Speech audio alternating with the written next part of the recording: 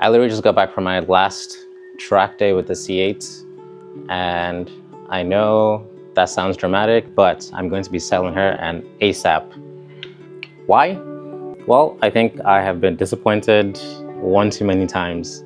I'm a very patient person, and I think, it's just too much. So earlier this week on Monday, I had a track day. Today's Friday, I had another track day. And on the Monday track day, I did a first session. I was like very happy to have done a track day because it's been like my first time in like 2-3 months. And I was like, okay, car seems fine, nothing's going wrong. Parked it, talked to some friends, came back to the car, and then the second session, as I was about to go out, I have geared up and everything, put my seatbelt on and turned on the car, and it did not start. Or rather, there was no ignition. And so I was like, wait, this is not happening again because this has happened before.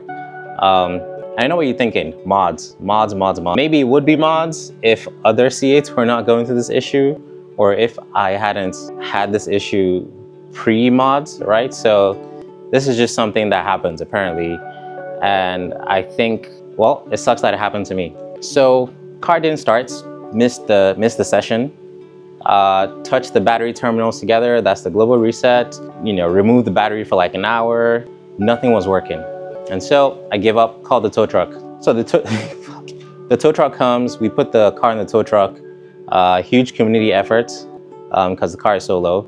And once the tow truck was strapped down and ready to go, I got in the driver's seat to get the windows up. And I was like, well, we're here, why not just try to start it? Tried to start it, it actually started. So I'm like, is it time? Was it heat? What is it? So, well, that happened. So I, kind of just wasted the tow truck driver's time and then wasted a few of my sessions. So, right, because I'm paying for all these track days. Friday comes, first session is so good. The car is feeling great. I'm on the same tires as I usually are for like competition. So that's 275, 285, RE71 RS. And this is in stark contrast to the P1s to 95, 345, which I had last week, on Monday. And those ones sucked. I don't know why, maybe they're just past their grip window, but like, I'm surprised these ones, which I bought around the same time, I'm still able to PB on them. So that's just insane. Anyway, I have a good track session, first session, come back in, again, walk around the paddock, go talk to some people. Second session is about to start, get in the car, start the car doesn't start. So I'm like, no fucking way, no way the car is not starting 2 track days in a row after the first session. It's just too coincidental. So again, tried everything, battery terminal, global reset. I even tried to push the car because I was thinking, okay, maybe it's because the tow truck jolted something in the car. So I put the car in neutral, I pushed the car.